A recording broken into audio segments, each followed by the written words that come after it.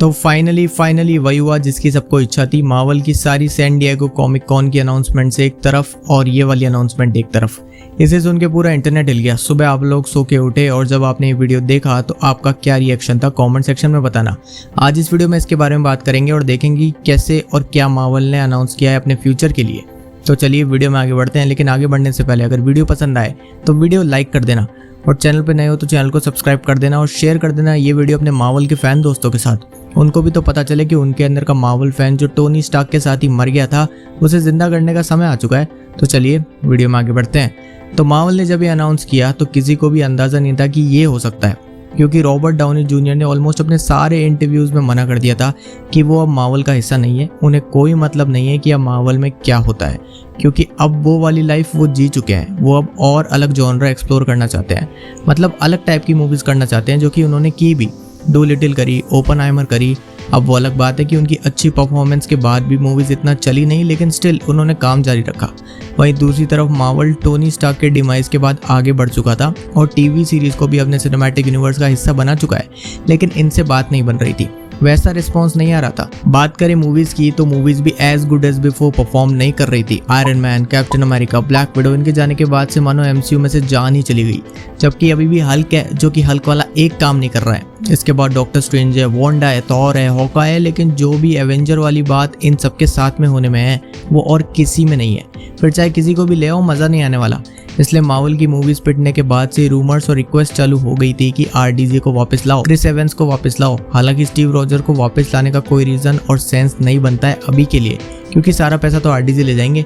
खैर केविन चच्चा के पास बहुत पैसा है तो कोई दिक्कत वाली बात नहीं है, लेकिन आरडीजे को वापस लाने की बातें बहुत टाइम से चल रही थी, क्योंकि एक तो उन्होंने मल्टीवर्स का कॉन्सेप्ट इंट्रोड्यूस करा दिया, जिससे कि चांसेस और बढ़ गए। मतलब प्रॉब्लम खुद ही बनाई और सॉल्यूशन भी खुद ही ढूंढ लिया। इसके बाद से फैन थ्योरीज की बाढ़ आ गई कि भाई वुल्वरीन आ सकता है दूसरे यूनिवर्स से, तो टोनी स्टार्क क्यों नहीं? एक ऐसा यूनिवर्स पकड़ो ना जिसमें सब मर गए हो, सिर्फ टोनी स्टार्क ही बचाए। इनफाइनाइट पॉसिबिलिटीज है तो क्या दिक्कत है? तो इसके बाद एक्टर्स से भी बात हुई। ढेरों इंटरव्यूज में रॉबर्ट डाउनी जूनियर बोले कि टोनी स्टार्क का कैरेक्टर ऑफ है, उसे मैं वापस नहीं करना चाहता हूँ, उसकी एंडिंग खराब मत करो। और ये बात भी सही है, कुछ फैंस इससे अग्री कर गए, लेकिन कुछ फैंस डिसएग्री हुए कि नहीं, मार्वल की जान आप ही हो वगैरह वगैरह। तो इसके बाद में भी बैक स्टेज बात वगैरह चली होगी कि लाना चाहिए कि नहीं, तो उन्होंने भी सोचा होगा कि यार आरडीजे को ही तो देखना है लोगों को, तो चलो मल्टीवर्स का संपूर्ण फायदा उठाते हैं और लेके आते हैं उन्हें एज डॉक्टर डूम। वैसे भी काफ़ी थ्योरीज थी कि doctor Doom versus iron man होता तो काफ़ी तगड़ा होता, लेकिन अब आयरन मैन तो है नहीं, लेकिन इन्होंने आयरन मैन को ही डॉक्टर डूम बना दिया। लेकिन इस न्यूज़ से भी कुछ छोटे परसेंटेज के फैंस खुश नहीं लग रहे हैं कि अरे यार आयरन मैन की बात अलग है। तो भाई मैं यही कहूँगा उन फैंस से कि कहीं आप लोग डॉक्टर डूम को कम तो नहीं समझ रहे हो ना। इसने अकेले ने एक बार एवेंजर्स की फाड़ के रख दी थी, ऊपर से इसने अकेले ने थैनोस को हराया है, वो भी बहुत ब्रूटल तरीके से। इसने थैनोस का कंकाल बाहर निकाल लिया था। हाँ वो अलग बात है कि इसके पास उस टाइम बियॉन्डर की पावर्स थी, तो एक काफ़ी पावरफुल हो गया था। वैसे मैं डॉक्टर डूम के ऊपर ऑलरेडी वीडियो बना चुका हूँ, जाके देख सकते हो चैनल पे, बहुत पहले बनाई थी। तो कुल मिला के डूम को हल्के में मत लो। वैसे ये बात लोगों ने कैंग के लिए भी कही थी, लेकिन हमें कैंग का एंड गेम देखने को ही नहीं मिला। लेकिन डूम की लड़ाई कैंग से तो ज़्यादा तगड़ी होगी। अब मार्वल जल्दी से इसको सेटअप करेगा जैसे तैसे, क्योंकि अब तक इनका कोई प्लान नहीं था, लेकिन अब है। तो देखते हैं अब ये लोग क्या नया रिवील करते हैं, कौन सी अपकमिंग मूवी में इसका हमें हिंट देखने को मिलता है और डूम का असली मकसद क्या है ये भी पता पड़े।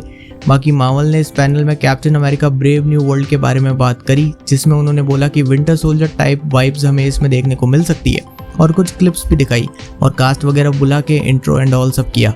इसके बाद आती है थंडरबोल्ट्स की कास्ट, जिसमें पूरी कास्ट आके सारी बातें करती है कि मूवी के बारे में ऐसा होगा वैसा होगा, ये मिशन होगा वो होगा। और रेड गार्जियन भी यहाँ आते हैं पूरे यूनिफॉर्म में। ये लोग बेसिकली मीडियोकर विलेंस रहने वाले हैं एमसीयू में। इसके बाद एंट्री होती है फैंटास्टिक फोर की, मतलब उनकी बारी आती है, जिसमें कि इस मूवी का टाइटल है अब fantastic four the first steps, और इसमें हमें दिखेगा गैलेक्टस। हाँ फाइनली, इतने टाइम से ये हमारे सामने नहीं आ रहा था, बहुत बड़ा है ना, कैमरे में कैसे आता। जोक्स अपार्ट, फाइनली ये हमारे सामने आएगा। अब देखते हैं कितना खाता है ये प्लैनेट्स को। इसके बाद सीधे रूसो ब्रदर्स की एंट्री होती है, जिसमें वो बताते हैं एवेंजर्स की आने वाली दोनों मूवीज के बारे में। एक तो सीक्रेट वॉर्स मई 2027 में, हम जानते ही ये आगे बढ़ गई थी, और इसके बाद इन्होंने बताई इसके पहले आने वाली एवेंजर्स मूवी का नाम जो है एवेंजर्स डूम्सडे, और मई 2026 में आएगी ये।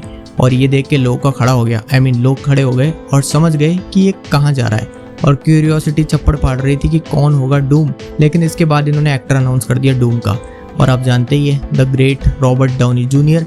ये कैरेक्टर अब है तो MCU में, लेकिन इसकी राइटिंग अच्छी होना बहुत ज़रूरी है, तभी मज़ा आएगा, क्योंकि ये है आयरन मैन के अपोजिट नेचर में और लोगों के दिमाग में अभी भी RDG की इमेज टोनी स्टार्क की ही है। तो उस इमेज के असर को कैसे ये ख़त्म करते हैं डूम्सडे में देखना होगा, क्योंकि डूम बहुत डेंजर आदमी है। कॉमिक्स में पढ़ लेना, यकीन नहीं हो रहा हो तो एवेंजर्स की एक साथ इसके पास जाने में हालत ख़राब हो जाती है। तो इस वीडियो में इतना ही। ये थी सैन डिएगो कॉमिक कॉन की मार्वल अनाउंसमेंट्स। थोड़े दिनों में ही इनका D23 एक्सपो आएगा, मतलब इनका पर्सनल कॉमिक कॉन समझ लो एक तरीके से, जिसमें हमें और पता पड़ेगा आगे की MCU स्लेट के बारे में। एक्साइटेड हो कि नहीं कमेंट्स में ज़रूर बताना। और अगर आप भी खुश हो RDG के वापस आने से तो लाइक कर दो यार वीडियो को और शेयर कर देना ज़रूर से इसको। प्लस चैनल पे नए हो तो चैनल को सब्सक्राइब भी ज़रूर कर देना, क्योंकि मैं ऐसी वीडियोस लाते ही रहता हूँ। तो मिलते हैं अपनी अगली वीडियो में, तब तक के लिए स्टे सेफ, बाय।